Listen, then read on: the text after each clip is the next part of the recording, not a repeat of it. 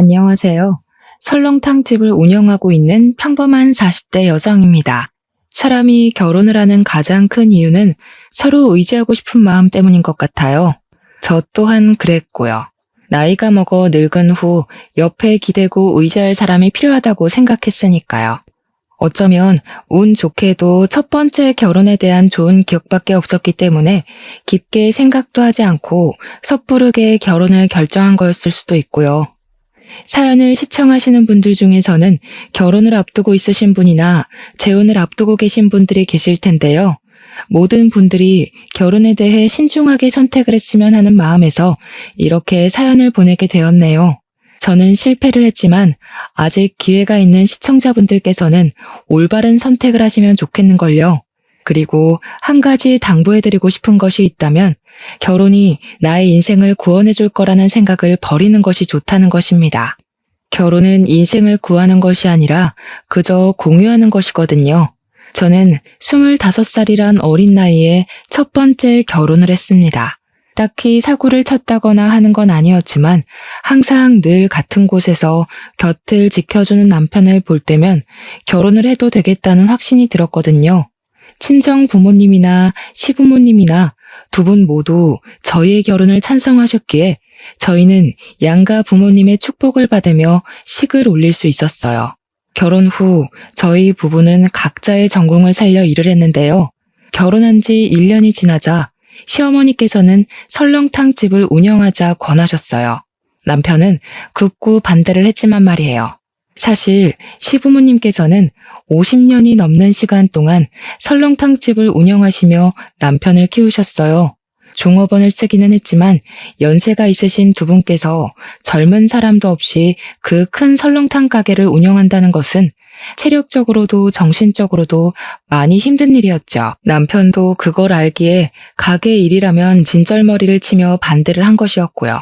남편은 시부모님에게 설렁탕 가게를 접거나 다른 사람에게 넘길 것을 권했지만 가게를 운영하면서 벌어들이는 금액이 상상 이상이었거든요. 시어머니께서는 죽어도 설렁탕 가게를 이어받지 않겠다며 버티는 남편을 보며 전전긍긍 하셨습니다. 결국 보다 못한 제가 설렁탕 가게를 운영하겠다며 손을 들게 되었죠. 직장을 다니며 푼돈을 벌 바에는 시부모님과 함께 설렁탕 가게를 운영하며 큰 돈을 버는 것이 더 낫겠다고 생각했거든요. 어릴 때부터 어깨너머로 가게 일을 도왔던 남편은 힘든 일이라며 극구 반대를 했지만 이번만큼은 고집을 부리고 말았네요. 저라도 가게 일을 하지 않으면 대대로 내려오던 설렁탕 집의 대가 끊기는 거잖아요. 남편의 앞에서 의기양양하게 말하기는 했지만 처음에는 힘들었어요. 일단 해가 뜨지도 않는 새벽에 일어나는 것부터가 문제였죠. 하지만 힘들었던 것도 잠시, 시간이 지나니 이것 또한 적응이 되더라고요. 그렇게 저는 시부모님과 함께 설렁탕 집을 운영하게 되었고 남편은 열심히 회사를 다니며 행복한 시간을 보냈고요. 하지만 얼마 안 가 행복했던 시간을 덮을 만큼 커다란 불행이 찾아오더군요. 남편이 교통사고로 세상을 떠난 것이었죠. 남편은 음주운전을 하던 차량으로 인해 다치고 말았는데요. 의사는 심하게 다친 남편을 보며 가망이 없다는 말과 함께 고개를 흔들었습니다. 의사의 말처럼 남편은 손 써볼 틈도 없이 허망하게 눈을 감아버리고 말았어요. 갑작스럽게 세상을 떠난 남편의 장례식장은 울음소리가 끊이지를 않았죠. 저 또한 목 놓아 울며 남편을 그리워했고요. 환하게 웃고 있는 남편의 영정사진을 보고 있자니 누구보다 착하고 성실하게 살던 남편을 빼앗아간 하늘이 참 원망스러웠는걸요. 장례식장에 온 모든 사람들은 눈물바다를 만들며 일찍 세상을 떠난 남편을 그리워했지만 슬픈 것과는 별개로 시간은 너무 빨리 지나갔네요. 남편의 장례식이 끝난 후 설렁탕집을 열 때면 저와 시부모님은 아무렇지 않은 척하긴 했지만 남편의 흔적을 볼 때면 그만 참지 못하고 눈물을 터뜨리고 말았어요. 그러던 중 시어머니께서는 저를 따로 불러 서류를 하나 건네주셨습니다. 이만 각자 살 길을 찾아가라면서요. 아직 이렇게 젊은데 아들 위하는 욕심 하나에 우리가 어떻게 내 앞길을 막을 수 있겠니? 이제 그만 다 잊고 좋은 사람 만나 새 출발해라. 그동안 늙은이 소원대로 힘든 일도 도맡아서 해주고 우리 아들하고도 잘 지내준 거 내가 잊지 않고 기억하마. 어머니, 갑자기 그게 무슨 말씀이세요? 어머니랑 아버지가 계신데 제가 어떻게 재혼을 해서 혼자만 잘 먹고 살 수가 있어요? 저 그냥 어머니 아버지 곁에서 살래요. 아가, 지금은 힘들겠지만 젊고 제일 예쁜 날 다시 좋은 배필 만나서 아기도 낳고 어여쁘게 살아야지. 한번 사는 인생 우리한테 얽매여서 허송세월 보내지 말고 그만 새 출발해라. 내가 사부인한테도 체면이 안 서서 그래. 이제 곁 떠난 사람은 잊고 살아야지. 늙은이 마지막 소원이니 이거 갖고 좋은 사람 만나서 새 출발해라 아가. 시어머니께서는 건물에 관한 문서를 건네주셨습니다. 원치 않았던 이별이 다가와서인지 시어머니께서 저를 귀히 여겨주셔서인지 두 눈에서는 쉴 새 없이 눈물이 흘러나오더군요. 그건 시어머니께서도 마찬가지셨고요. 그 후에도 몇 번이나 시어머니에게 재혼을 하지 않겠다고 말씀을 드렸지만 시어머니는 매섭게 저를 내치셨네요. 아마 자신 때문에 제가 재혼을 하지 않을까 하는 걱정 때문이겠죠. 그렇게 저는 딸처럼 금이야 오기야 보듬어 주셨던 시부모님의 품을 떠나 새 출발을 하게 되었네요. 제일 먼저 한 것은 부동산을 찾아가는 일이었어요. 수중에 있는 금액으로 상가를 구하기 위해서였죠. 부동산에 들를 때만 해도 혹시나 마음에 드는 상가가 구해지지 않으면 어쩌나 걱정을 했지만 다행스럽게도 부동산 중개인은 저의 마음에 드는 상가를 구해주기 위해 노력했습니다. 그 덕분에 저는 힘 하나 들이지 않고 괜찮은 상가를 들어갈 수 있게 되었고요. 새로 구하게 된 상가는 위치도 위치였지만 무엇보다 친정 부모님 댁과 가깝다는 점이 참 마음에 들더군요. 가뜩이나 연이은 이별로 인해 헛헛한 속을 부모님께서 채워주시는 것 같았거든요. 어머니께서는 새로운 상가에서 카페나 꽃꽂이 가게 같은 것을 열길 바라셨어요. 괜찮은 남자를 만나기 위해서는 다른 사람들이 보기에 있어 보이는 장사를 해야 한다면서요. 어머니에게는 참 죄송한 말씀이지만 저는 애초에 남들이 다 하는 꽃꽂이나 카페 같은 걸 할 생각이 없었어요.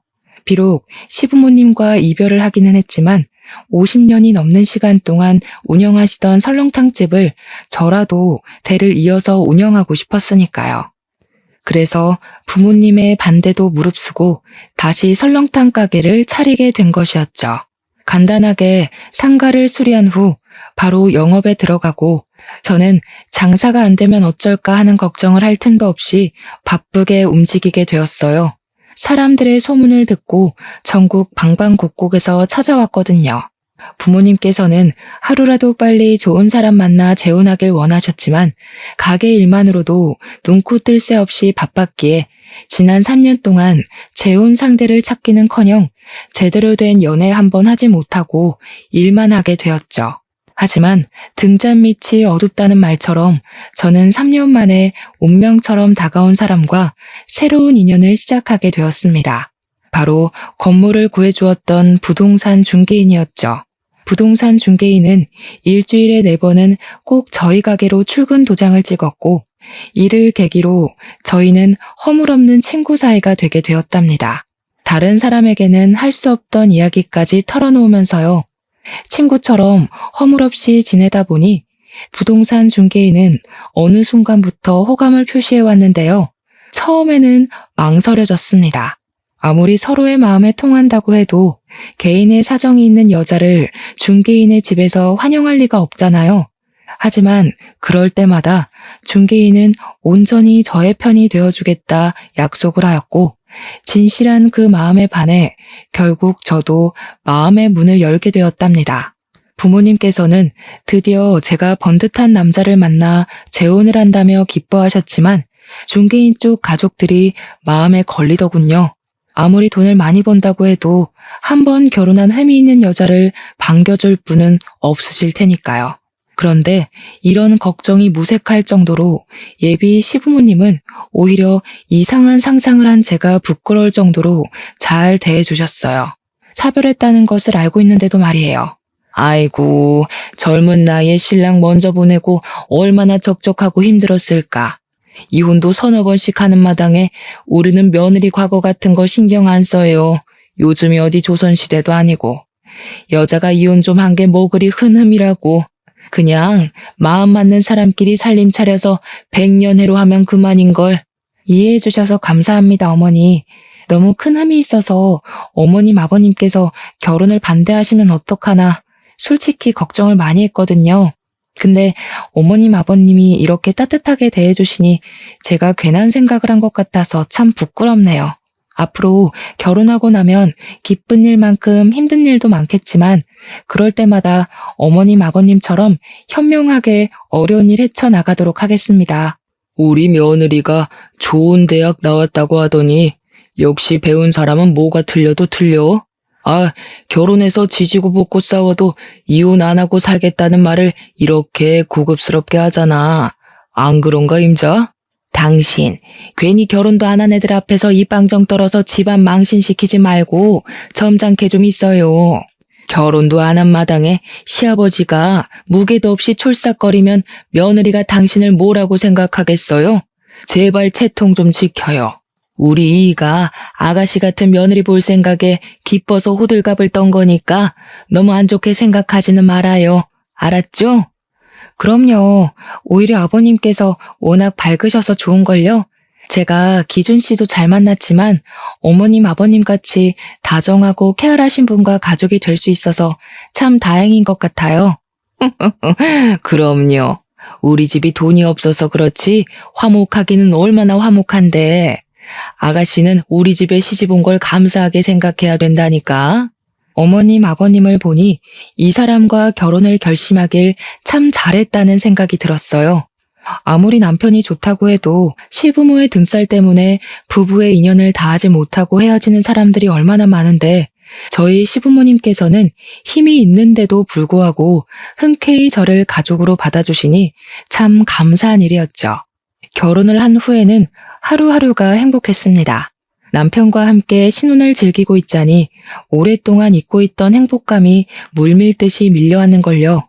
한 가지 아쉬운 것이 있다면 시부모님께서는 가끔씩 아무런 연락도 없이 불쑥불쑥 신혼집을 찾아오신다는 문제가 있었지만 그건 큰 문제가 되지 않았어요. 가끔 불편하기는 해도 모든 것이 친해지고 싶어서 한 행동이신 거니까요. 곧 가족으로서 빠르게 적응하고 나면 이런 행동은 없어질 거라고 굳게 믿었고요. 하지만 이건 어디까지나 혼자만의 착각이더군요. 시부모님께서는 쾌활하게 가족으로 맡아주신 것이 아닌 잠깐 자신들의 욕심을 위해 쾌활한 척 탈을 쓰고 연기를 하고 있는 것이었죠. 결혼한 지 4개월이 조금 넘어갈 무렵 시어머니의 생일잔치로 인해 모든 가족들이 시댁으로 모이게 되었는데요. 시어머니께서 받은 모든 선물을 받으신 후 술판이 벌어지게 되었어요. 술잔을 주고받던 중 술 기운이 잔뜩 오른 남편은 도련님에게 실언을 하게 되었습니다. 설렁탕 가게를 운영하며 얼마를 벌어들이는지 대략적인 수입을 공개해버린 것이죠. 남편의 입을 막아보려 했지만 한번 뱉어진 말은 다시 주워 담을 수가 없었고 수입 이야기를 들은 도련님은 두 눈을 동그랗게 뜨며 놀란 표정을 지었네요. 아마도 평범한 설렁탕 가게를 운영하면서 대기업에 다니는 자신보다 경제적으로 더 풍족할 줄은 몰랐던 모양이었어요. 약간의 정적이 있은 후 도련님은 농담 반 진담 반으로 툭툭 농담을 던지기 시작했죠. 기분 좋은 농담이었다면 저 또한 웃는 낯으로 대했겠지만 도련님이 건넨 농담은 상당히 기분이 나쁘더라고요. 시댁 식구들이 다 모인 자리에서 전 남편의 이야기를 꺼내니 기분 좋게 대하는 것이 더 이상한 거잖아요. 이야, 우리 형수님 지금 보니 완전 날로 먹으면서 돈 버시네. 요즘 사람들 설렁탕이라면 잘 먹지도 않아서 간신히 입에 풀칠이나 하고 사실 줄 알았거든요. 의외네요. 힘 하나 안 들이고 떼돈 벌 줄 알았으면 나도 뼈 빠지게 공부해서 취업하는 게 아니라 설렁탕집이나 여는 건데. 말 나온 김에 나도 회사 때려치우고 설렁탕 가게나 하나 차릴까 봐요. 제대로 된 대학도 안 나온 형수도 이만큼 돈 벌어서 먹고 사는데 나라고 못할 건 없잖아요? 역시 우리 아들은 좋은 대학을 나와서 그런가 머리 하나는 기가 막히게 좋다니까. 여자 혼자 일하는 게 얼마나 힘든 일인데. 아가, 이참에 내 시동생한테 가게를 맡기는 게 어떻겠니? 원래 장사든 큰일이든 남자가 나서서 해야 잘 되는 법이잖니. 물론 여자 혼자서 그 큰 가게 운영한 것도 참 대단한 일이긴 하지만 그래도 가게 명의는 남자 이름으로 되어 있어야지. 그래야 무슨 일이 생겨도 든든한 남자 뒤에 숨어서 덕을 보지 않겠어? 그럼 저희 가게를 도련님 명의로 바꾸라는 말씀이세요? 그래, 갑작스럽겠지만 시간 지나고 보면 이 시엠이 말대로 하길 참 잘했다고 생각할 거다. 지금이야 너희 부부 사이에 애도 없으니 처녀 때랑 똑같이 식당 운영할 수 있다고 쳐도 애 낳고 살림하다 보면 그게 어디 쉬운 일이니? 집안일 하면서 애 보기도 벅찰 텐데 나중에 절절 매면서 일면식도 없는 사람한테 가게 맡겨서 홀랑 사기당하는 것보다 가족한테 맡기고 편하게 식당 일 봐주면서 월급 받아 먹는 게 좋지. 잠깐씩 일하고 월급 200씩 가져가면 그것만큼 좋은 직장이 어디 있니? 결혼한 여자는 어떻게 됐던 남자 주머니에서 나오는 돈을 받아 먹어야 편한 법이야. 서방도 있는 여자가 돈 욕심 부리는 것도 안 좋은 거다. 에이, 엄마. 아무리 그래도 사장님이었는데 200이 뭐예요? 만지던 돈이 있는데 못해도 250은 줘야지. 형수, 저 그렇게 쪼잔한 놈 아닌 거 아시죠? 저한테 가게 맡겨주시면 일 안 나오셔도 달에 250은 챙겨드릴 테니 저한테 가게 넘기는 거 잘 생각해 보세요. 형이랑 현수님 나이도 있는데 이제 편하게 애 가질 생각해야죠. 아무리 그래도 형이 우리 집 장손인데 우리 엄마한테 번듯한 아들 하나는 안겨줘야 될 거 아니에요. 참 기가 막혔습니다. 정중하게 부탁을 해도 분점을 내줄까 말까인데 아예 가게 명의를 도련님 앞으로 바꾸라니요. 실망한 것도 한두 가지가 아니었지만 그 중에서도 제일 기가 막힌 것은 아이를 낳으면 당연히 육아는 엄마의 몫이라고 생각하는 시어머니의 행동이 제일 어이가 없었네요. 아이를 낳는 것은 부부 두 사람의 노력으로 이루어지는 건데 아이를 키우는 것은 온전히 엄마만 해야 된다니요. 말이 안 되잖아요. 입을 꾹 다물고 있자 도련님은 제 손을 잡고 일어나며 당장 명의부터 바꾸자고 말을 하더군요. 콧노래를 부르며 겉옷을 걸치는 시어머니도 강제적으로 손을 잡아 끄는 도련님도 참 뻔뻔하다는 생각이 들었습니다. 이대로 멍청하게 있다간 아무런 노력도 안 한 사람들에게 그대로 가게가 먹혀버릴지도 모른다는 불안감도 같이 느꼈고요. 그래서 도련님에게 잡힌 손을 빼내며 단호하게 설명을 했죠. 아무리 생각해도 이건 아닌 것 같네요. 제가 설렁탕 가게 운영하는 3년 동안 도련님이 저한테 도움 준 적 한 번도 없잖아요. 어머니도 마찬가지고요.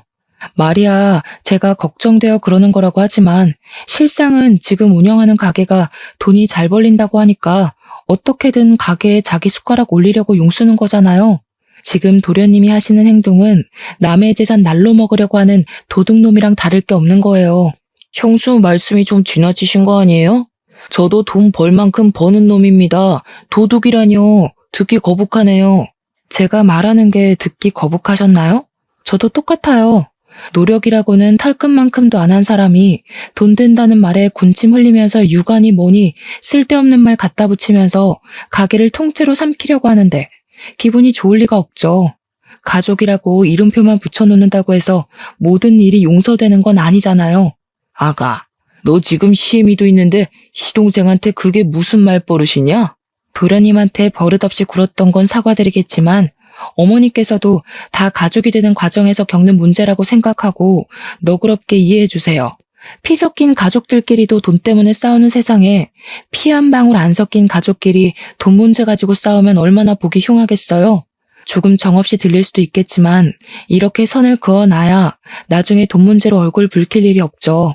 계획대로 가게를 갖지 못해서인지 아니면 자신의 잘못을 꼭 집어 민망했기 때문인지 시어머니와 도련님의 얼굴은 붉게 상기되어 있었습니다. 결혼한 지 1년도 안 된 며느리가 자신들에게 따박따박 말대답을 할 줄은 꿈에도 몰랐겠죠. 하물며 저는 한 번 결혼을 했다는 흠까지 달고 있었으니까요. 저 또한 시댁 식구들과 얼굴을 보고 부딪히며 돈 문제로 싸우고 싶지는 않았어요.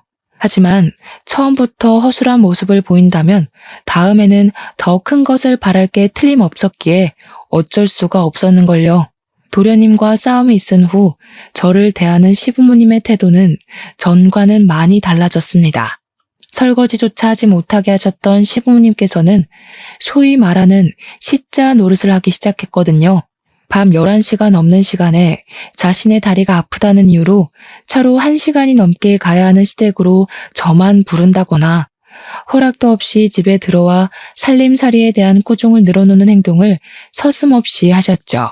이쯤 되면 왜 이혼을 하지 않고 살았냐고 물어보실 텐데요. 이유는 간단했습니다. 시댁 식구들 사이에서 남편은 갈등을 중재하기 위해 부단히 노력을 했으니까요. 하루하루 살얼음판 같은 시간을 보내던 중 도련님께서도 결혼을 하며 아파트로 이사를 가기로 했는데요. 아쉽게도 1억이 모자라 평수가 작은 집으로 이사를 가야 된다고 하소연을 하더군요. 그 말을 듣자마자 시어머니는 점수를 딸 수 있는 좋은 기회라며 당장 통장을 털어 1억을 보태라고 말씀을 하셨고요. 빌려주는 것이야 그럴 수도 있겠지만 눈치를 보아하니 도련님은 1억을 꿀꺽할 생각인 것 같았어요. 그래서 단칼에 거절을 했죠. 적은 돈도 아니고 억이나 되는 돈을 남의 손에 쥐어줄 수는 없는 일이잖아요. 남이 쓰던 중고품을 불쌍해서 걷어줬더니 어디 감히 시댁 어려운 줄을 모르고 따박따박 말대답을 해. 네 어미가 집에서 시부모 앞에서 말꼬리 잡으면서 대들라고 그렇게 버르장머리 없이 가르치던? 이래서 남 손때 탄 헌건 집에 들이는 게 아니라고 했는데 어떻게 사람한테 어떻게 중고품이라는 말을 할 수가 있어요? 이 사람이나 되니까 저랑 결혼해서 살아주는 거예요. 이 사람 아니면 저 아직도 노총각 신세 못 면하고 어머니 밑에서 밥이나 축 내면서 살았을 거라고요. 어머니가 이 사람 물건 취급하면서 하대하면 제가 무슨 낯으로 장인어른이랑 장모님을 뵙겠어요? 1억이 땅 파서 나오는 푼돈도 아니고 통장에 1억이 없어서 못 빌려주는 게 저희 잘못은 아니잖아요. 뭐야? 장손이라고 귀 키워놨더니 어디 저런 되바라진 것한테 올려서 어미한테 대들어? 남들한테 웃음 팔고 술 팔아 장사하는데 통장에 1억이 없기는 왜 없냐? 그저 저 몹쓸 것이 피 한 방울 안 섞인 시댁 식구들한테 돈 쓰기가 아까우니까 발 빼는 거지. 나는 가족한테 돈 아끼면서까지 구두쇠짓 안 한다. 너 같은 거 며느리라 부르기도 싫고 우리 집에 들이기도 싫다. 그러니 당장 짐 싸서 나가. 어머니, 정말 왜 이러세요? 저 어머니 아들이기 전에 이 사람 남편이에요. 어머니가 진짜 저를 귀하게 생각하신다면 이 사람한테 하대하는 것도 멈추시고 제발 사람답게 대해주세요. 지금 돈 가지고 아까워서 쩔쩔매는 건 어머니잖아요. 이 집 팔아서 돈 마련하면 될 걸 어머니도 그러기 싫으니까 이 사람한테 덤터기 씌우면서 책임 전가하는 거잖아요. 어머니가 뭐라 하시던 저 이 사람이랑 헤어질 생각 없어요. 그러니까 계속 이 사람한테 하대하고 못 살게 굴 작정이시라면 저 어머니랑 손절할 수밖에 없어요.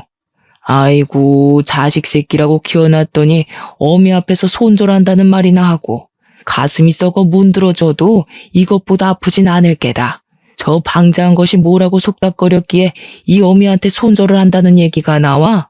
남편은 급기야 손절 이야기까지 꺼내며 방패막이 되어주더군요. 그런 남편의 모습을 보며 참 고맙다고 미안하기도 했네요. 저와 결혼하지 않았더라면 남편이 시어머니와 틀어질 일도 도련님과 얼굴을 붉히며 싸울 일도 없었을 테니까요. 시댁 식구들과 크게 싸운 후 남편은 정말로 시댁의 발길을 끊고 생활을 했어요. 제 입에서 먼저 시댁에 가자는 말을 할 정도로 남편은 시댁과 담을 쌓고 살았어요. 오죽하면 고집 센 시어머니와 도련님이 먼저 연락을 해 사과를 할 정도로 남편은 참 단호했죠. 시댁 식구들이 아무리 뭐라고 해도 상관없었습니다. 남편은 언제나 든든한 방패막이 되어주었으니까요. 시댁 식구들이 뭐라고 하던 든든한 편이 되어주는 남편이 있으니 결혼 생활을 하는 동안 크게 불편한 점은 없었어요. 그렇게 저희 부부는 한동안 잔잔한 시간 속에 여유로운 신혼생활을 즐길 수 있었네요. 하지만 사람이 살면서 계속 좋은 일만 있을 수 없듯이 저희에게도 문제는 찾아왔어요. 전세 사기가 극성을 부리며 부동산 중개업 일이 이전처럼 수입이 나오지 않는 것이었죠. 중개업 일은 생활비를 간신히 충당할 정도로 사정이 안 좋아졌고 남편은 다른 일감을 찾아 일을 하게 되었는걸요. 막노동 일로 힘들어하는 남편에게 가게를 같이 하자고 제안을 했는데요. 그렇게 되면 부부끼리 같이 할 시간이 줄어든다며 고개를 흔들더군요. 물론 같이 가게를 연다면 같이 할 시간이 줄어들기는 하겠지만 그래도 막노동 일로 피곤에 찌들어 여기저기 파스를 붙이는 모습을 보는 것보다는 나을 것 같았습니다. 계속해서 가게 운영에 대한 문제로 실랑이를 하던 중 남편은 뜻밖에도 사업을 하겠다며 돈을 빌려달라고 하더군요. 중고차 사업 말이에요. 처음에는 의아했지만 남편은 평소 차를 좋아하기도 하고 차에 대한 지식도 많은 편이었기에 중고차 사업을 시작하면 잘할 수 있을 거란 생각이 들었고 남편에게 사업 자금을 빌려주게 되었죠. 사업 준비가 마무리되자 남편은 손을 꼭 잡으며 자신이 꼭 성공해 설렁탕 가게를 열지 않아도 떵떵거리고 살 수 있을 정도로 돈을 많이 벌어주겠다고 말을 했는데요. 일어날 리 없는 터무니없는 말이긴 했지만 기분이 좋긴 했습니다. 현실 가능성이 있든 없든 남편이 저를 위하는 마음만은 진심인 거잖아요. 남편의 마음을 믿었기에 사업이 잘 될 거라 믿어 의심치 않았는걸요. 하지만 단단하다고 생각했던 믿음은 그리 오래가지 못했습니다. 사업을 시작하고 난 후 남편은 딴 사람이 됐다고 생각해도 될 만큼 180도 다른 태도를 보였거든요. 성실하게 일하기는커녕 남편은 해가 중천에 뜰 때까지 침대에서 한 발자국도 움직이지 않고 버티며 핸드폰 게임만 했어요. 빌려간 사업 자금을 갚기는커녕 매번 미안하다는 말만 하며 갚는 것을 미뤘고요. 처음에야 사업이 잘 풀리지 않아서 그런가 보다 이해하려고 했지만 자꾸만 게으른 태도를 보이니 남편의 행동을 이해하려야 할 수가 없었죠. 저도 사업을 하는 입장으로서 자신만의 사업을 하는 게 얼마나 고단하고 힘든 일인지 알기는 했지만 그래도 한번 시작한 일이니 끝까지 책임지고 최선을 다하는 것은 당연한 거잖아요. 하지만 이상하게도 남편은 어디서 돈이 났는지 중고차 사업을 시작한 후 비싼 외제차며 명품같이 값나가는 것들에 돈을 쓰더라고요. 이쯤 되니 남편이 도박이나 사채에 빠졌다고 확신을 하게 되더군요. 그래서 아무도 몰래 남편의 회사로 찾아가게 된 것이죠. 몰래 잠입하는 마음으로 몰래 회사로 들어갔는데요. 중고차가 진열된 앞에는 도련님과 남편이 같이 서 있더군요. 깜짝 놀랐습니다. 아무리 가족이라도 사업은 같이 하지 않는다고 먼저 말을 꺼낸 사람은 남편이었거든요. 더군다나 도련님은 돈 욕심이 많아서 사업을 같이 하면 절대로 안 된다고까지 말을 했고요. 남편과 도련님의 눈을 피해 몸을 숨기고 있자 둘이 하는 대화가 들려왔어요. 대화를 엿들을 생각은 아니었지만 거리가 가까운 편이라 그런지 둘의 대화는 너무 선명하게 들려왔습니다. 진짜 형은 비위도 좋아. 도대체 형수 같은 드센 여자랑 어떻게 한 입을 덮고 사는 거야? 시댁 식구한테도 그렇게 쏘아붙이는데 다른 때는 어떻겠냐고. 솔직히 나는 형수가 전에 한번 갔다 오기도 했으니까 우리 집에 바싹 엎드려서 자기 간이랑 쓸개도 다 내주면서 살 줄 알았다? 엄마도 그거 보고 형이랑 형수 결혼시킨 거잖아. 근데 웬걸? 발톱만한 일에도 손해보려고 하면 발작을 일으키면서 난리를 피우는데 어우, 나는 억만금을 준다고 해도 형수 같은 여자랑 못 살아. 네가 그러니까 아직도 월급쟁이 신세 못 면하고 사는 거야.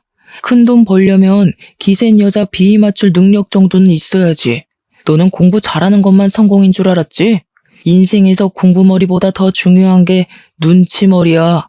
막말로 만날 구박하는 상사랑 사는 것보다야 드세더라도 마누라랑 살면서 돈 빼는 게 훨씬 낫지. 그리고 그렇게 즐기고 드센 여자들이 또 잘해주면 금방 넘어와요. 형, 잔머리 하나는 끝내준다니까. 형수한테 돈 뜯어내려고 우리끼리 짜고 친다고 누가 생각이나 하겠어? 그래도 형수 계속 데리고 살 생각은 아니지? 통장 잔고 다 뽑아먹고 나면 바로 버려야지. 너 같으면 찔러도 피 한 방울 안 나올 것 같은 여자랑 애 낳고 백년해로 하면서 살 수 있겠냐? 그나마 돈이라도 있으니까 씹히지도 않은 질긴 성격 받아주면서 있는 거지. 자고로 결혼은 네 형수처럼 남자 알기를 자기 발밑으로 보는 여자가 아니라 남편만 아는 순종적인 여자랑 하는 거야. 아, 불쌍한 우리 형수. 형수는 자기 남편 속이 이렇게 시커먼 줄 생각도 못할 텐데. 생각해보면 형수도 안 되긴 했어. 젊어서 남편 먼저 보내고 재혼한 남자는 숟가락으로 자기 통장 잔고 퍼먹을 생각만 하고 있으니. 불쌍하긴 과부 인생 잠깐이나마 구제해준 걸 고맙게 생각해야지. 입을 틀어막으며 튀어나오려는 목소리를 참기는 했지만 두 눈에서 흘러내리는 눈물까지는 어쩌지 못했는걸요. 진실된 남편의 행동을 보고 결혼을 결심한 것인데 그 모든 것이 다 돈을 노리고 한 가짜였다뇨. 믿을 수가 없고 믿고 싶지도 않았습니다. 하지만 남편은 계속해서 도련님과 대화를 하며 현실을 부정한 기회조차 주지 않더군요. 물밀리듯 덮쳐오는 배신감에 치가 떨리기도 하고 한편으로는 아무런 의심 없이 남편을 믿은 스스로가 너무 바보같이 느껴지기도 했네요. 모든 진실을 알고 나니 다시 집에 들어가는 것조차 겁이 났어요. 집 곳곳에 남아있는 남편의 흔적을 볼 때마다 남편의 저를 향해 했던 온갖 안 좋은 말들이 떠오를 것 같았거든요. 도망치고 싶기도 했죠.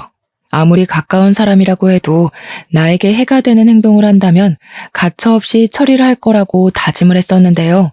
막상 가까운 상대를 처리해야 할 현실이 닥쳐오니 그러지도 못하겠더라고요. 상황이 이렇게 되니 문득 전 시부모님들이 떠올랐어요. 욕심 때문에 딸처럼 아껴주시던 시부모님도 버리고 재혼해서 벌을 받는 건 아닐까란 생각이 들었으니까요. 예전에 저였다면 당장 증거부터 잡겠다며 설쳤겠지만 충격이 커서인지 도저히 그럴 힘이 나질 않았어요. 복수를 하기는커녕 밥을 넘기는 것조차 힘들어 한동안은 죽만 먹어야 했죠. 하지만 계속해서 시짜짓을 하는 시어머니와 가증스럽게도 그런 시어머니를 막으려는 신용을 하는 남편을 보니 더 이상 이렇게 살 수는 없다는 생각이 들었어요. 그래서 그때부터 이혼 전문 변호사를 고용해 이혼 준비를 시작한 것이죠. 이혼 소송을 걸자마자 남편은 팔짝 뛰며 가게로 달려왔습니다. 신발도 짝짝이로 신고 말이에요. 갑자기 이혼이라니. 여보, 왜 그래? 혹시 준경이랑 같이 사업하는 것 때문에 화나서 그런 거야? 그런 거라면 내가 사과할게. 나는 당신이 준경이를 너무 싫어하니까 같이 동업하는 거 말했다가는 너무 싫어할 것 같아서 비밀로 한 건데 당신이 싫다고 하면 준경이한테 당장 사업에 손 떼라고 할게. 당신은 내가 언제까지 당신 소나기에서 놀아날 거라고 생각했던 거야? 내가 그렇게 바보 천치로 보였어? 식구들이랑 짜고 치면서 앞에만 가리고 연기하면 내 돈 다 뜯길 때까지 속아줄 줄 알았냐고. 당신 연기 실력 끝내주더라. 아주 감쪽같이 속았어. 조금만 더 했으면 진짜 통장에 있는 돈다발을 그냥 갖다 바칠 뻔했잖아. 그래도 고생한 값이 있으니까 내가 박수는 쳐줄게. 가족끼리 역할 분담하고 연극하느라 얼마나 힘들었겠어? 그러지 말고 당신네 식구들 이참에 배우로 직종을 바꿔봐. 사람 하나 바보 만들 정도로 실력이 훌륭하신 분들인데 대한민국 배우 생활 하나 제대로 못하겠어? 오, 연극이라니? 당신 꿈꿔? 도대체 무슨 말을 하는 거야? 이렇게까지 말하는데도 남편은 딱 시치미를 떼더군요. 그 모습이 얼마나 가짠턴지 실소가 새어나올 지경이었어요. 한편으로는 안타깝기도 했죠. 조금만 더 애를 썼다면 재산이고 가게고 홀랑 넘겨주었을 테니까요. 저한테는 참 감사한 일이었죠. 남편이 멍청한 덕에 가게는 물론 통장까지 지킬 수 있었으니까요. 저번에 회사 갔을 때 당신이랑 도련님이 얘기하는 거 들었어. 기세고 남편 위할 줄 모르는 여자랑 백년해로 하기 싫다며 원하는 대로 당신 놓아줄 테니까 지금이라도 말 잘 듣는 고분고분한 여자 찾아봐. 당신 연기 실력이면 그런 여자 하나 꼬시는 건 일도 아니잖아. 돈 좀 있다고 해서 흠 있어도 데리고 살려고 했었는데 이런 식으로 나오면 재미없지. 돈이라도 없으면 내가 당신같이 남 손 탄 여자랑 왜 사는데? 이혼? 나도 당신 같은 여자랑 살기 끔찍해서 지금 당장이라도 이혼하고 싶어. 근데 당신한테 쏟아부은 시간이 아까워서라도 그냥은 못 헤어지지.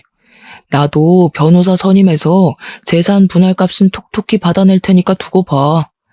나야 다른 여자 만나서 재혼하면 그만이지만 결혼을 2번씩이나 실패한 당신한테는 나랑 헤어지고도 기회가 있을지 모르겠네.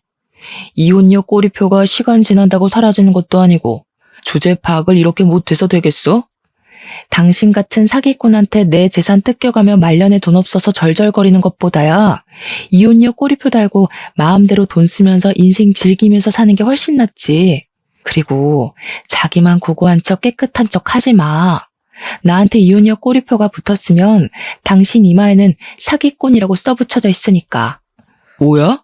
이제 이혼해서 서방이고 뭐고 눈에 뵈지도 않는다 이거야? 지금까지 사기꾼보다 더한 인간을 남편이라고 한 이불 덮고 자면서 내 돈으로 사업까지 차려줬는데 눈에 뵈는 게 있겠어? 혹시나 딴 말 할까봐 말하는 건데 나 당신한테 빌려줬던 사업 자금 무조건 받아낼 거고 위자료도 청구할 거야. 어이구, 돈도 많으신 양반이 그깟 5천만 원이 아까워서 소송을 건다고? 나는 가만히 있을 것 같아? 판사가 남편을 2번이나 갈아치우는 당신 편을 들어줄지 아니면 당신같이 드센 여자 만나서 고생한 순진한 내 말을 들어줄지 어디 두고 보자고. 어디 판결이 사람 얼굴 보고 나니? 쓸데없는 소리 하지 말고 위자료나 준비해놔. 그리고 남이 쓰던 거 가져다 쓰는 건 당신 특기잖아. 그래서 나랑 결혼도 하고 남의 타던 중고차도 가져다가 파는 거지. 남이 쓰던 흠 있는 여자 주워서 결혼했다고 신세 탓하지 말고 제발 주위를 돌아봐. 당신 눈이 남이 쓰다 버린 중고품 정도밖에 안 돼서 그런 거니까 오히려 본색을 드러낸 남편에게 고마웠습니다. 덕분에 아무런 미련 없이 이혼 소송을 준비할 수 있었으니까요. 이혼 소송을 하며 저희는 별거를 하게 되었는데요. 눈치를 보니 남편 또한 변호사를 만나고 있는 것 같더라고요. 이혼 소송을 하는 것은 생각보다 힘든 일이었습니다. 상대방에게 이혼 책임이 있는 것과 별개로 재산이 많은 쪽이 재산 분할을 해줘야 했거든요. 남편도 이걸 노리고 더 많은 재산 분할을 갖기 위해 애를 쓰는 것 같았어요. 참 괘씸했죠. 아무런 노력도 없이 시댁 식구들 앞에서 몇 번 연기를 한 것이 전부인데 재산을 나눠달라고 하다뇨. 기부를 할지언정 절대로 남편에게 재산을 나눠주고 싶지 않았습니다. 그래서 많은 돈이 깨지는 것을 감수하면서 몸값이 비싸기로 유명한 변호사를 고용한 것이죠. 이혼 소송을 시작한 후 시어머니께서는 직접 설렁탕 집까지 찾아와 행패를 부렸네요. 이혼한 주제에 방자하게 자기 아들에게 이혼 소송을 걸었다면서요. 가게 일을 도와주시던 부모님께서는 행패를 부리는 시어머니를 보며 옷소매를 걷어붙이셨는데요. 저는 화를 내는 부모님을 말렸어요. 아무리 화가 난다고 하더라도 이혼을 하기 위해서는 증거를 남기는 것이 제일 중요하잖아요. 시간이 지나고 시어머니에 이어 시아버지까지 합세를 했습니다. 결국 거세지는 난동에 부모님은 가게 문을 박차고 나가 화를 내셨죠. 도대체 딸 교육을 어떻게 시켰길래 이혼녀 딱지단 주제에 우리 아들한테 이혼을 요구한답니까? 사부인은 애한테 시댁 식구들을 발밑으로 봐도 좋고 자기 인생 구해준 남편한테 막대해도 좋다고 가정교육을 그렇게 개같이 가르치셨습니까? 아이고, 누가 들으면 그쪽 아들은 아주 대통령감인 줄 알았게요. 돈도 못 벌어서 마누라 등골 빼먹는 비렁뱅이보다야 이혼녀가 100배 1000배 낫죠. 이제 보니 이서방만 뻔뻔한 게 아니라 사부인네 가족 전체가 아주 얼굴에 철판을 깔았네요. 그게 아니면 가족끼리 똘똘 뭉쳐서 사람 하나 속여먹는 몰상식한 짓은 안 할 테니까요. 아무리 돈이 좋다고 해도 그렇지 어떻게 다른 사람도 아니고 며느리 돈을 뺏어갈 생각을 하세요? 사돈같이 돈에 눈 멀어서 몰상식한 행동하는 사람들 때문에 대한민국의 시어머니들이 다 욕먹는 거예요. 이 여편네가 진짜 보자 하니까 이래서 가정교육이 중요하고 하는 건데 어미나 딸년이나 독종이 따로 없으니 어디 우리 아들이 숨막혀서 살겠습니까? 당신 딸년이 우리 아들이랑 살겠다고 해도 내가 반대할 거니까 당장 돈이나 내놔요. 말씀하시는 거 하곤 참 기품이 넘치십니다. 사돈, 자기 마음에 안 든다고 욕이나 찍찍 뱉어대시고 어디 계속 상스러운 말씀만 해보세요. 그럴수록 사돈 이미지만 깎아내려지는 거니까. 그리고 왜 우리 딸이 그쪽 아들한테 돈을 줘야 됩니까? 먼저 사기꾼처럼 우리 딸 돈 가져가겠다고 사기친 사람이 누군데? 지금 이렇게 멀쩡한 남의 가게에서 시위할 게 아니라 나가서 휴지 쪼가리라도 주우면서 푼 돈이라도 버세요. 우리 딸한테 위자료 내려면 그쪽 아들 수입 가지고는 턱도 없을 테니. 저 옆에 내가 어디 감히 그 더러운 주둥이로 우리 아들 이름을 올려? 어디 내가 가만히 있을 것 같아? 시어머니는 그기야 손톱을 세우고 어머니에게 달려들기까지 했습니다. 시아버지와 아버지가 아니었다면 몸싸움이 크게 벌어지고도 남았을 만큼 시어머니는 격한 감정을 주체하지 못하고 있었어요. 시어머니는 시아버지에게 잡히고도 정신을 못 차리고 씩씩거리며 화를 냈는데요. 저는 그런 시어머니 앞에 고개를 숙이고 큰 절을 올렸네요. 재산 분할 문제로 골머리를 썩고 있었는데 이렇게 몸소 나서주시니 감사해서 제가 뭐라 드릴 말씀이 없네요. 어머님이 저희 가게 와서 깽판만 안 쳐주셨어도 그이한테 갈 재산이 좋기 30%는 넘었을 텐데 어머니 덕분에 이제 그 일을 땡전 한 푼 안 드리고도 쫓아낼 수 있게 됐으니 제가 감사하다는 말씀을 안 드릴 수가 없네요. 어머니, 큰돈 나가지 않게 힘써주셔서 정말 감사드립니다. 이렇게까지 해주시다니 감동입니다. 뭐? 우리 아들을 땡전 한 푼 안 주고 쫓아내? 걷어준 은혜를 원수로 갚아도 유분수지. 어디 감히 건드릴 게 없어서 귀한 우리 장손을 건드려? 지금이야 네가 이긴 것 같지? 두고 봐라. 다시는 두 다리 뻗고 못 자게 만들어줄 테니까. 당신 그만해. 여기서 더 했다가는 재산 분할은커녕 돈도 못 받고 쫓겨날 수 있다고. 돈이 걸린 문제인데 화가 나도 참아야지. 시아버지께서는 간신히 시어머니를 진정시켰습니다. 아무리 몰상식한 사람이라고 해도 돈은 무서웠던 모양이었어요. 시어머니가 입에 담지도 못할 말을 하며 가게 앞에서 행패를 부린 덕분에 이혼 소송은 점점 저에게 유리한 쪽으로 돌아갔는데요. 변호사와 함께 열을 올리며 모아온 증거를 살피던 중 한 통의 전화가 오더군요. 상대는 남편의 친구였죠. 의아해하며 전화를 받자 남편의 친구는 잠시 만나자고 했어요. 일단 만나기로 한 장소로 나가기는 했지만 그래도 머릿속에는 계속 의문이 들었네요. 남편 친구는 마리아 친구지 사실은 남편과 사이가 별로 좋지 않았거든요. 결혼식 이후 한 번도 보지 않을 정도로 말이에요. 딱 한 번밖에 보지 않은 사이였기에 만나지 않았는데도 어색한 공기가 느껴지는 것 같더라고요. 그런데 남편 친구를 만난 순간 그런 시시한 어색함 따위는 금세 잊고 말았습니다. 남편 친구는 다짜고짜 고개를 숙이며 제발 도와달라고 부탁을 했으니까요. 처음에는 당황스러워 어쩔 줄을 몰라 했지만 숨겨진 사정을 듣고 나니 남편 친구의 행동에 고개를 끄덕이게 되었어요. 사실 남편이 도련님과 운영하는 중고차 사업은 둘만 하는 것이 아니라 정과가 있는 깡패들과 함께하는 것이더라고요. 합법적인 방법으로 사업을 했다면 괜찮겠지만 문제는 남편이 하는 일이 합법적이지 않다는 것이었죠. 남편은 중고차를 사고 파는 과정에서 나이가 어린 사람들을 중심으로 폭행과 협박을 서슴지 않으며 자기들이 편한 대로 이득을 취한 것이죠. 강력계 형사로 일을 하고 있는 남편 친구는 사촌 동생을 통해 우연히 알았던 거고요. 남편은 친구의 사촌 동생에게 자신이 했던 대로 깡패를 동원해 반협박식으로 폐차 직전에 중고차를 비싼 가격에 팔아버렸거든요. 모든 사실을 알고 나니 남편을 절대 용서할 수 없었어요. 한 점 부끄러움 없이 번 제 돈으로 다른 사람에게 피해를 주며 돈을 벌다뇨. 그건 물건을 팔고 합당한 이득을 취한 것이 아니라 그저 무력을 사용해 돈을 빼앗은 거잖아요. 남편 친구를 도와주기로 한 후 바로 택시를 타고 남편 회사로 향했습니다. 차를 타고 간다면 남편에게 덜미가 잡혀 증거를 잡기는커녕 오히려 역효과가 나타날 수도 있으니까요. 그런데 뜻밖에도 남편이 불법적인 일로 돈을 벌고 있다는 증거보다 먼저 알게 된 중요한 사건이 있었어요. 바로 남편이 다른 여자와 외도를 저지르고 있다는 것이었죠. 남편은 제가 와 있는 줄도 모른 채 다정하게 내연녀와 깨어는 채 비싼 외제차를 타고 어디론가 향하더군요. 남편이 외도를 저지르고 있다는 것을 발견했을 때는 배신감이 들기는 했지만 그렇다고 사경을 헤매며 모든 것을 포기할 정도로 힘들지는 않았네요.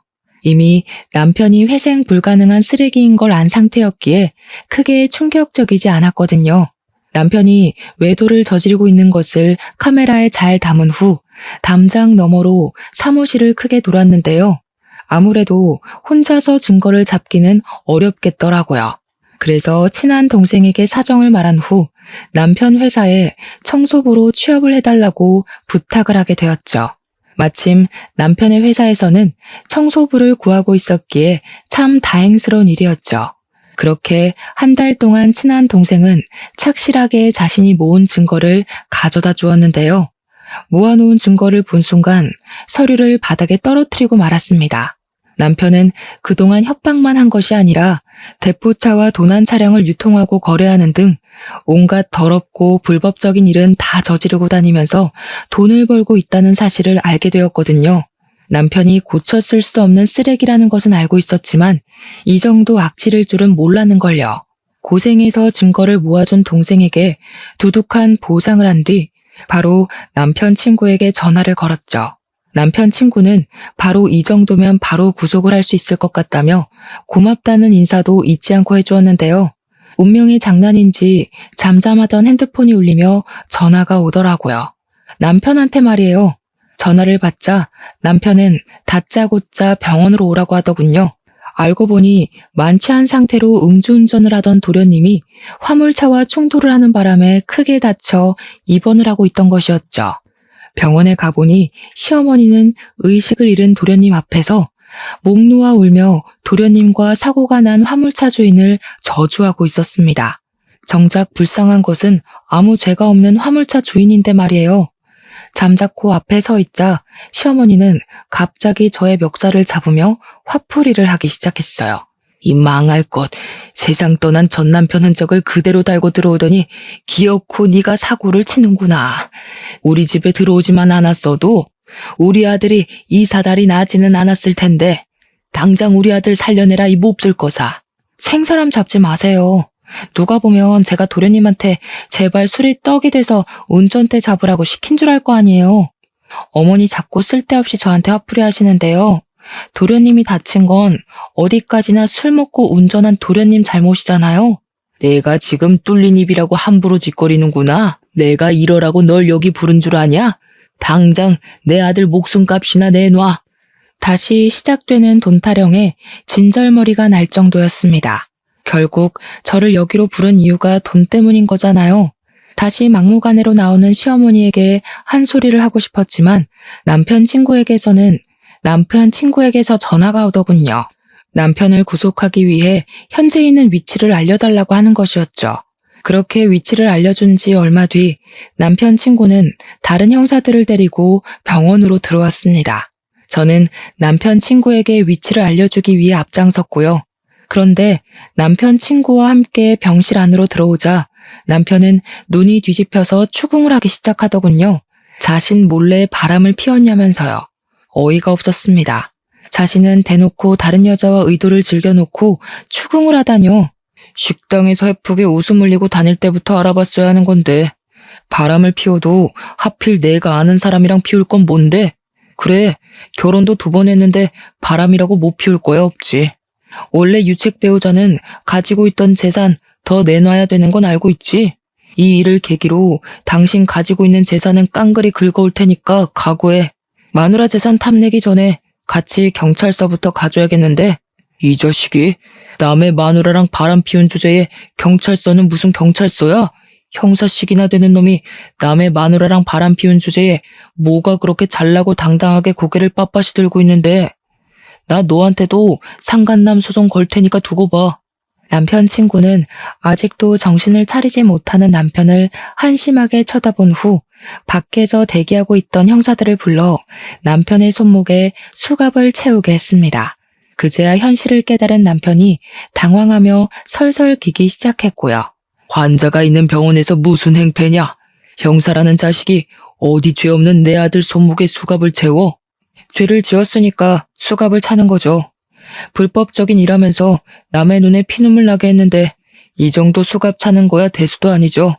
남편 친구는 그동안 남편이 저질렀던 모든 악행을 간단하게 설명했는데요. 그 말을 듣자마자 시어머니와 남편은 금세 바닥에 무릎을 꿇으며 싹싹 빌기 시작했습니다. 제발 감옥에 가지 않을 수 있게 도와달라면서요. 나 이대로 감옥 가면 당신한테 위자료 주기는커녕 빌렸던 돈 원금도 못 갚을지 몰라. 우리 사이가 틀어져서 이혼하는 건 맞지만 당신 돈은 지켜야 할 거 아니야. 그러니까 비싼 변호사 써줄 거지? 내가 정신 나갔다고 원금보다 비싼 돈 발라가면서 당신한테 비싼 변호사 붙여주게? 왜? 그동안 깡패들이랑 순진한 젊은 애들 협박해서 돈 맛볼 때는 이렇게 수갑차게 될 거라고는 생각도 못했나 보지? 쓸데없는데 힘 빼지 말고 그냥 조용히 가서 죗값이나 달게 받아. 그게 당신이 할 수 있는 유일한 속죄의 길이니까. 아이고 아가, 작은 애도 사경을 헤매는 와중에 우리 장손까지 없으면 나는 어떻게 살라고. 이 늙은이 마지막 소원이라 생각하고 제발 도와주렴. 내가 이렇게 싹싹 비마. 어머니, 남들 괴롭히고 죄 지은 게 어머니가 무릎 한번 꿇는다고 해서 없어지는 건 아니잖아요. 어머니가 저한테 맨날 하시던 말씀 있잖아요. 제대로 교육도 못 받아서 이혼도 2번씩이나 하고 사는 거라고. 어머니도 마찬가지세요. 어머니가 아들을 양심 없게 키우신 덕분에 이 사람 죗값 받는 거니까 업보라 생각하고 너무 억울해하지 마세요. 시댁 식구들은 뒤늦게 잘못을 빌며 바닥에 엎어졌지만 이미 늦은 후였습니다. 남편은 조사를 받은 후 6개월간의 사업정지와 2천만 원의 벌금형이 내려졌죠. 남의 돈을 빼앗은 악질짓을 해놓고 고작 벌금형으로 끝난다는 것이 화가 나더군요. 하지만 벌금형을 받은 후 중고차 사업은 망하기 직전까지가 정리가 됐으니 죗값을 받은 셈이긴 했지만요. 사업을 접은 후 남편은 툭하면 가게를 찾아와 2번 이혼 후 혼자 살면 안 좋은 점들을 나열하며 재결합을 요구하는데요.